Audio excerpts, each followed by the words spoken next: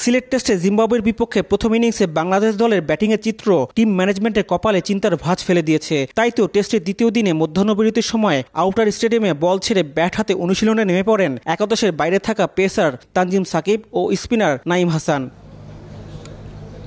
এ সময় তাদের সাথে ছিলেন সিনিয়র সহকারী কোচ সালাউদ্দিন। দলের ব্যাটিংয়ের দায়িত্বটা তিনি সামলাচ্ছেন। টেস্টের ব্যাটিংয়ের দুর্দশায় তার কপালেও চিন্তার ভাঁজ।